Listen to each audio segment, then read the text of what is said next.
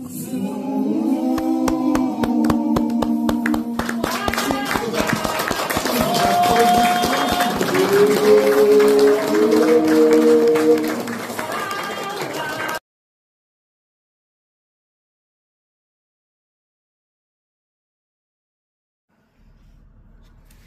a dit que Tokotika la Kabila temps?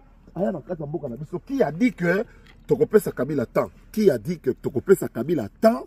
Aya ko sakana sakana kata Congo. Qui a dit que Tokopesa lisusu Kabila temps na Congo? Qui a dit? Qui a dit que Tokopesa lisusu Kabila temps? Aya na kata Congo. A sakana ba Congolais lisusu. Après 18 ans, il y a destruction armée. Il y a programme sur la révolution de la modernité. 5 chantiers ont été imités. Qui a dit?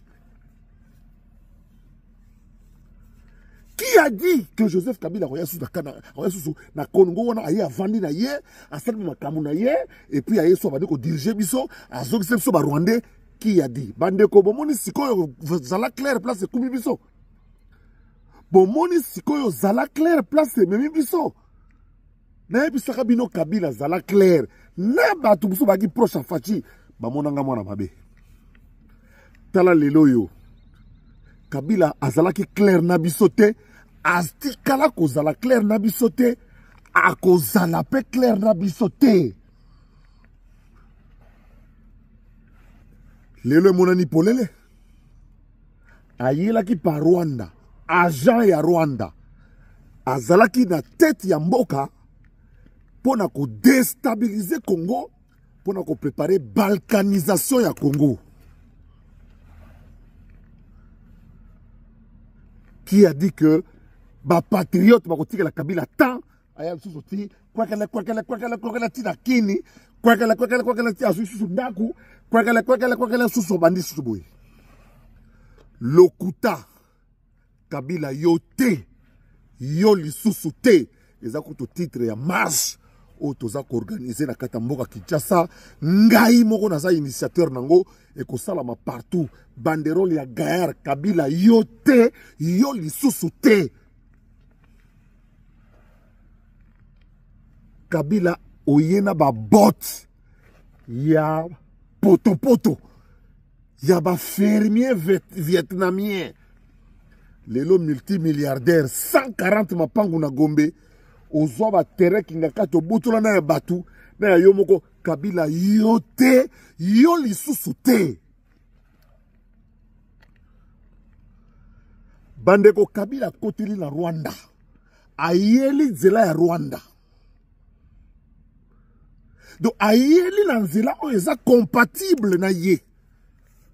Nzela ya ennemi. Parce que lelo c'est établi, le monde entier est d'accord que Rwanda, pays payeur, Kagame génocidaire, et Union européenne receleur, notamment la France. Kabila yote yo lisusu te na Congo. Heureusement, et yebani ke Kabila alala na Rwanda. Ayaka sikoyo kwekele ba soda rwandais ba assurer sécurité na ye, bazo boma nzela mutu nyonso bakomona yo suspect, mutu nyonso bakomona yo neti kaka neti te ba bomi yo. Po Kabila ya kovanda peme na mai bukongo na mai toujours alata bilamba soki ya modèle nini aya kozonga lisusu président de la République yote yo lisusu te titre à marche. Kabila yote yo lisusu te ata soki bato union sacrée tomoni lelo union sacrée, léthargie à union sacrée. Journaliste boko ya presse étrangère le bis viezakle to bengisi bato union sacrée ba ya ko réagir sur discours ya Joseph Kabila. Bazo kima, bazo banga, balbi sote. Bande ko bozo banga pamba po Kabila yete, yeli susu te bon son. Kabila yeli te, yepe li susu te. Bozo banga pamba. Kabila sa sali soki 158 réunions. okuna msunani pante mususu okuna nani nanga 153 émissions 88 interviews tisiko bokomi na kisasa te boye tala Kabila yo te yo lisusu te pour te découvrir yo lelo 1997 n'est pas égal à 2025 et inversement 2025 n'est pas égal à 1997 oyo boyaki na baboto boza koleka kwekele oya lelo na ba brassage na ba brassage na yo ya lokuta ba intégration na yo ya lokuta oya kokosa sous peuple congolais Kabila yo te yo lisusu te répétez avec moi Kabila yo te yo lisusu te toke 1 2 3 Kabila yo te yo lisusu te 1 2 3 Kabila yo te yo lisusu te 1 2 3 Kabila yo te yo lisusu te na Congo ya banka yo te yo lisusu te allez 1 2 3 Kabila yo te yo lisusu te bosara Congo di bosara Congo na biso parce que Congo na biso mboka ntsumi ya banka oyo bato bakufeli totaleli yo tolobimi turo yo te yo lisusu te okosi biso pendant 18 ans obomi armée obomeli biso armée et expressement po yebeki oya kosala kuse na yo ya kozonga me nzambe oya bakoko na biso nzambe oya kimbangu nzambe oya kadima bakenge nzambe oya kitawala nzambe ya mpungu alobi nakotika Congo te le Congo est un pays béni pays stratégiquement béni pays de paix pays d'accueil et yambio et pesio dok lelo linko baluke la Congo oye pesio vie et pes commission na mongo na mosolo Kabila yo te yo lisusu te yo te yo lisusu te na Congo na biso yo te yo lisusu te bon sang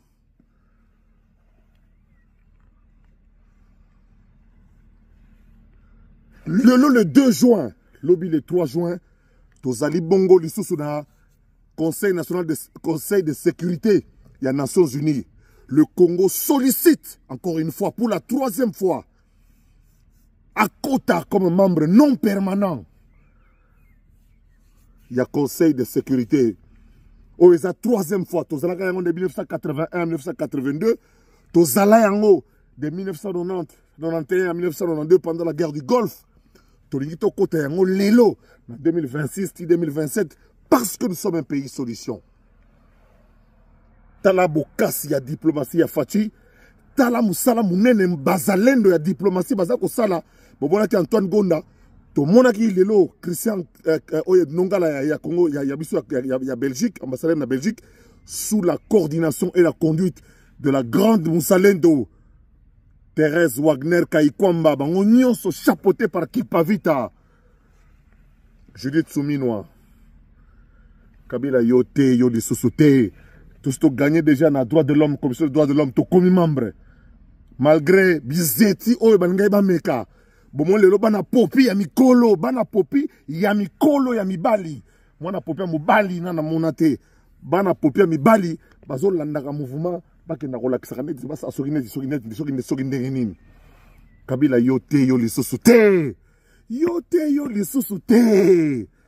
Kabila yote yo lisusu te ozekla baba so nzulu câble joueur akiki na zanga remplaçant de Nzala Mpanda bakati mutu songi na place.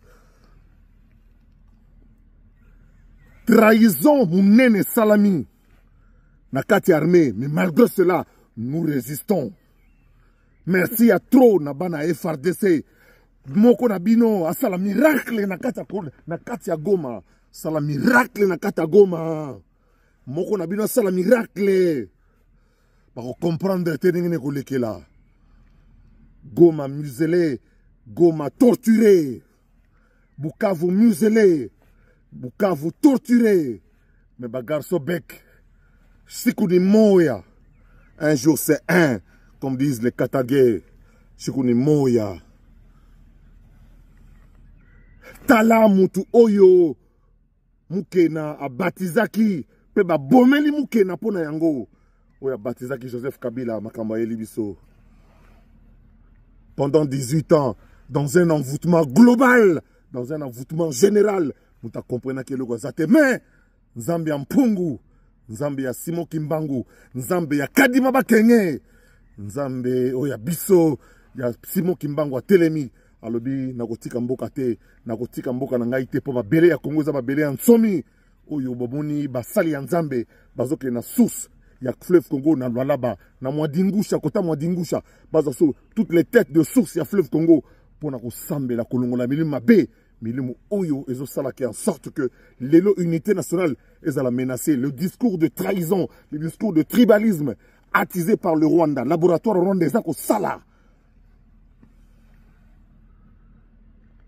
On utilise des petits amike, heureusement. Oui, babi, mine école, ya Zakari Baba Swe. Ngai mogo maître d'école, initiateur ya école. Oyo, ya gazman, ya solo là. Ngamoko hiyo.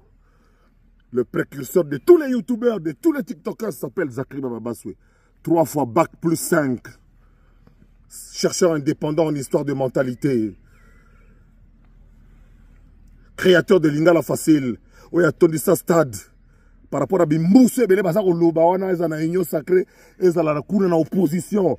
Na bandi politique en 1988 à 80, dans 24 ans. Na télé libosa conférence, na télé mina lobby, honorable conférencier, chers collègues, na kati na bango papa Kibasa, papa Tshisekedi, papa Mbouankiem, papa Liaou, chers collègues. Moi, on est l'ikilimo zako télé lobby, honorable monseigneur le président, honorable membre du bureau. Honorable conférencier, chers collègues, nakati na bango, Mungulu Diaka, nakati na bango Gizenga, nakati na bango, tous les nka, les prêtres, il est où? Nazobenga bango, honorable conférencier, chers collègues, moi na moko boye, il y a 24 ans, kitite, mesate, kopote, loutute. Sacré Baba Baswe, réserve de la République. Moula nini? Étudiant Mokasako Telema, à lobby, honorable conférencier, honorable président, honorable membre du bureau de la conférence nationale souveraine, honorable conférencier, chers collègues, Moubake, ingénieur Moubake Nakatia Sal, maître Kinkela Vikansi Nakatia Sal. Zakari Baba Baswe, témoin de l'histoire, témoin vivant de l'histoire contemporaine de la République démocratique du Congo. J'étais dans la salle le 24 avril 1990, quand Mobutu prononce son discours et prononce la phrase. C'est ça que je voulais dire. Prononce la phrase. Comprenez mon émission. J'étais dans la salle et j'ai 26 ans. Alors taisez-vous, vous qui venez d'arriver. Taisez-vous. Apprenez à vous taire et à respecter les gens qui ont vécu. Apprenez à respecter Zakari Baba Baswe, qui était là, vous, en 1988, où étiez-vous? Je disais, honorable président, monseigneur le président, honorable conférencier, chers collègues, Bahati Lukwebo était dans la salle.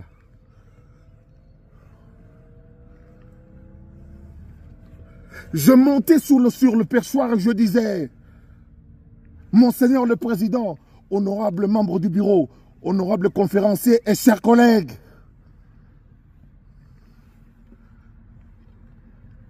il était dans la salle. Votre père, votre oncle était dans la salle. Témoin de l'histoire. L'étudiant qui a partagé sa vie, qui a cheminé, poussé par Dieu, le Saint-Esprit, et qui est devenu aujourd'hui la pierre angulaire, celle qu'on rejetait, ce qui bâtissait, et qui est devenue la principale de l'angle. Zakari Baba Senzulu, câble joueur à Kikera Zanga remplaçant. Naozong, sa mouvement nangai Front National Congolais. Front National Congolais, le Congo aux Congolais d'abord. Le Congo aux Congolais d'abord. Le Congo au Ouazalendo d'abord. Ce terme politique qui représente tous les résistants aujourd'hui qui prennent les armes pour se battre contre le Rwanda. Les armes sont spirituelles. Les armes sont manuelles, sont communicationnelles. Les armes sont stratégiques. Les armes sont dans le comportement de tous les jours.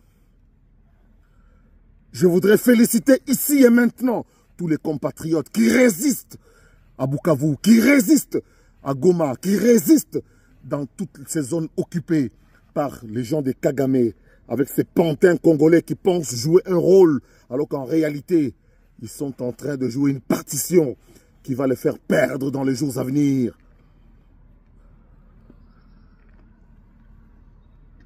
Boyaki on a bilobé là, tozo kende dans quelques jours, tozo ya Kinshasa, bona boy.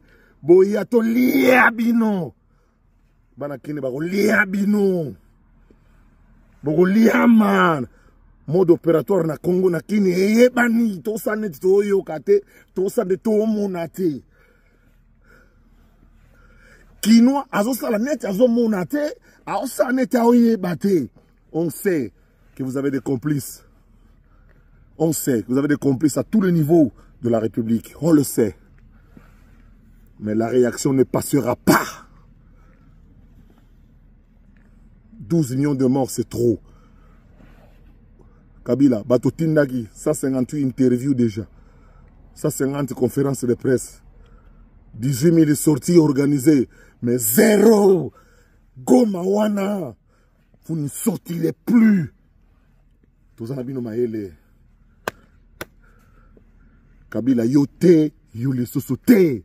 Kabila yote, yoli sosote.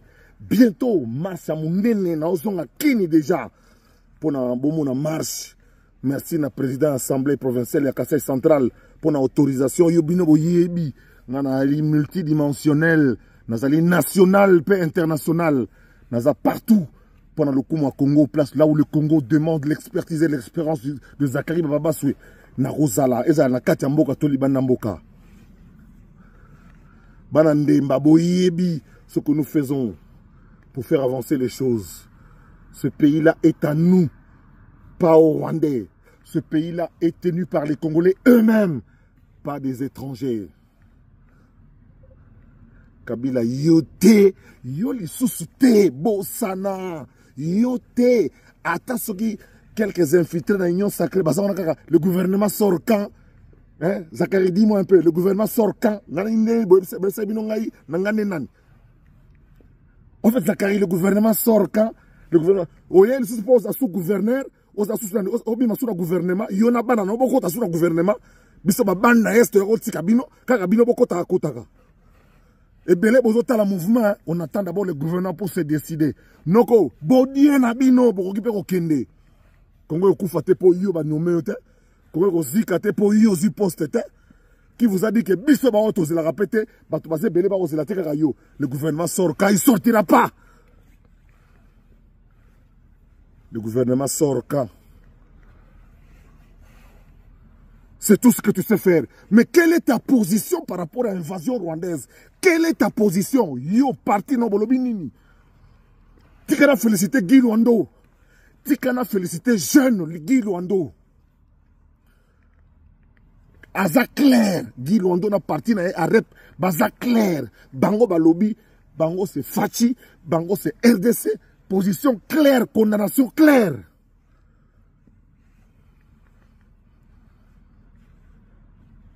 Oh, tout batikali tantôt plus tôt. Le gouvernement sort quand? Le gouvernement sort quand? Le gouvernement sort quand? C'est tout ce que vous savez faire. Le gouvernement sort quand? Bami yibe ba million. Boko sanzango. Le gouvernement sort quand? C'est tout ce que tu sais faire. Quelle est ta position par rapport à l'invasion? Kabila sali discours yo lobinin. Le gouvernement sort quand? Nazipolo mbata, oza nima koko, oza nima bantu. Kabila yo te yo lisusu te, batu na yo, bango pete. Mais je félicite les patriotes, femmes comme hommes, jeunes comme vieux. Oh, vous obtenez Kabila bobun le loke. Abina poisa Kagame alobi noko ngana moni pasi mingi ba sanction leki zwelo na yo bana to bandi voiture sans moteur ezo pelati babandi ko tindika bana stade de martyr ti bakomi po matete balembi voiture opesi batu mbongo batindika car osomona opesi kinwa lara tindika car mais kinwa li pa dozo mbongo na yo po bandi ko tindika bana ponga bi bana stade de martyr babandi ko tindika ti bakomi po matete car ezo pelate eke maluku kareke maluku karo kabila na matina barwande epela te kino azo tindika ti margelar kino alembi bako impo matete makulu noko osoko maluku kabila yote yo lisusu te ona kombo ya marche onaza ko organiser kala mingi te na kosukisa na kwa bolongo la kobanga pour Kabila c'était un peureux. Il était président de la République. Azola na kata tante na Goma. Ndemo kilizana no usu boy. Alala na Rwanda. Kabila ala na Rwanda. Avant ya babongisi ba caméra, babongisi batu armée rwandaise sécurisée. Ayeti avandi. Bon mone jamais otambola. Bon mone kamba mo asavandi. Pona nzela kanangi. Azoya na kata share. Aina kata share munika mama mputa vandi photo na bato. Bato bazo que no mona e wana moko na bango confier lobi c'est-à-dire que avant beaucoup d'abord bazo intimider bino. Oui, bio ke kuna d'abord so moni caméra bi seka ya yo. Okomi kuna caméra zala muno seka e makoza na sengo. Et puis le beloti. Vous voyez, vous comprenez? De bato bazo na intimidation ya liboma. Yemo Kabila tala bien position tantôt avant de dire ça hémorroïde tantôt ça me pense beaucoup ayebite kananginga pour moi ko sauter pe na clé boa na mécanisme moka boya Simon Kimbangu ya ma mécanisme le gouvernement sort quand banda es